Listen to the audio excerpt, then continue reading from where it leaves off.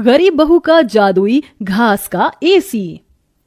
एक छोटे से गांव में सरिता अपनी बहू और अपने गरीब परिवार के साथ रह रही थी। बेटा, आज हमें ये रात को सारा काम खत्म करना होगा, कल ये सारा ऑर्डर का सामान जाएगा। माँ, मैं तो कोशिश कर ही रहा था लेकिन घास ही खत्म हो गई। अब आप ही बताओ ना, मैं क्या करूँ? हमारे पास और कोई चारा नहीं है, हमें जंगल से और घास काटकर लानी होगी। इस समय जंगल में जाने का फायदा नहीं है, कभी भी कुछ भी हो सकता है। जंगली जानवर रात के समय ही बाहर निकलते हैं। अजय बिल्कुल सही कह रहा है बहू। अरे माँ जी, हम 2 लोग अगर जाएंगे तो कोई जानवर पास नहीं आएगा और फिर इतनी जल्दी कोई जानवर हमला नहीं करता। हमें ये ऑर्डर कल देना है, आप ये भी तो सोचिए। लेकिन बहू। माँ जी, आप चिंता मत कीजिए, कुछ नहीं होगा। बस आप बच्चों के पास ही रहना और उनका ख्याल रखना। अगर ये ऑर्डर नहीं गया तो बच्चों के लिए हम गर्मी से बचने के लिए कूलर भी नहीं खरीद पाएंगे। सरिता की बहू भाविका और उसका बेटा, वो तीनों घास से पंखे कूलर बनाने का काम किया करते थे, इसलिए उन्हें घास की जरूरत पड़ती थी। वह आधी रात के समय जंगल में जाते हैं। भाविका, जरा से भी हलचल हुई तो मुझे बता देना, कभी भी कुछ भी हो सकता है। ठीक है जी, मैं आपको बता दूंगी। अजय और भाविका दोनों ही जंगल में घास काट रहे होते हैं, तब उन्हें झाड़ियों से आवाज आने लगती है। क्या तुमने भी वहां से कोई आवाज सुनी है? हाँ जी, मैंने भी सुनी है। मैंने तुम्हें कहा था ना, इस समय आना ठीक नहीं है।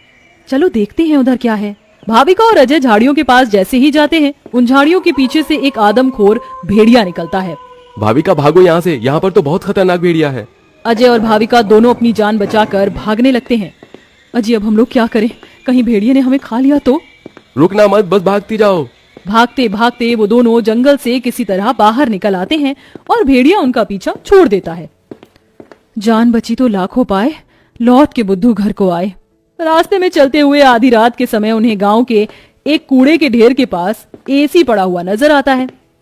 अरे देखो जी, यहाँ पर एसी पड़ा है। अरे पता नहीं किसका होगा, चलो यहाँ से चलते हैं। मुझे लगता है किसी ने ऐसे ही डाल दिया होगा। मैं तो कहती हूँ इसे लेकर चलते हैं। भाविका अजय को एसी ले जाने के लिए मना लेती है, जिसके बाद वो दोनों उस एसी को घर ले आते हैं।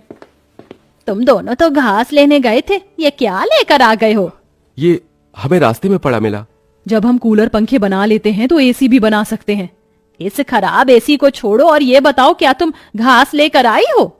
सरिता के ये बोलने के बाद जंगल की दुर्घटना के बारे में दोनों बताते हैं, जिसे सुनकर सरिता हैरान रह जाती है। अच्छा, इसका मतलब बहुत बड़ी मुसीबत से बचकर आए हो तुम दोनों, और साथ में ये कचरा उठाकर ले आए। वह तीनों बहुत ज्यादा परेशान हो जाते हैं। कल का ऑर्डर पूरा करने के बाद उन्हें कुछ पैसे मिल जाते, लेकिन घास न होने की वजह से उनका ऑर्डर पूरा नहीं हो पाता और वह ऑर्डर कैंसिल हो जाता है। अगले दिन उनके टूटे फूटे घर के अंदर धूप की किरणें आने लगती हैं, जिससे बहुत ज्यादा गर्मी हो जाती है। हे भगवान, कितनी गर्मी लग रही है, घर में पंखा भी नहीं चल रहा है। मुझे भी बहुत गर्मी लग रही है। पिताजी पिताजी, हमें बहुत गर्मी लग रही है, हमारे घर में एक पंखा भी ठीक से नहीं चलता। बेटा, थोड़ा सा सब्र रखो, कुछ दिनों में मेरे पैसे मुझे मिल जाएंगे तो मैं घर के अंदर एक अच्छा सा पंखा लगवा दूंगा। हमारा वो ऑर्डर तो कैंसिल हो गया, लेकिन सुबह में घास ले आई थी मैं। चलिए गांव वालों के कूलर और पंखे में घास लगा देते हैं, उससे कुछ तो पैसे आएंगे। हाँ, तुमने सही कहा। भाविका और अजय दोनों मिलकर पुराने कूलरों के अंदर घास लगा रहे होते हैं और यहाँ घर में राजू दिशा गर्मी से परेशान हो रहे होते हैं। काश कि हमारे घर में भी कोई एसी होता। तभी दिशा की नजर उसके पिता के लाए हुए एसी के ऊपर पड़ती है। अरे राजू, जरा इसे देखो, लगता है पिताजी हमारे लिए एसी लेकर आए हैं, पर उन्होंने ये एसी अभी तक क्यों नहीं लगाया? क्योंकि ये एसी खराब है, बस इसीलिए। कल रात तुम्हारे माता पिता को यह कूड़े करकट में मिला था। ये सुनने के बाद राजू इस बात से तो खुश होता है कि उसके पिताजी पुराना ही सही, कम से कम एक एसी तो घर पर लेकर आए। कुछ देर बाद वह अपने दोस्तों के पास खेलने चला जाता है। ढोलू ढोलू, कहाँ हो तुम? चलो खेलते हैं। आज मैं नहीं आ सकता, बहुत गर्मी है और इतनी गर्मी में मेरा मन नहीं कर रहा है आने का, क्योंकि मेरे घर के अंदर एसी लगा हुआ है। मैं उसकी ठंडी हवा में ही बैठना चाहता हूँ।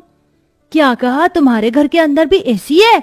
हाँ, और हमारा एसी बहुत अच्छा चलता है, बहुत ठंडा कर देता है घर को।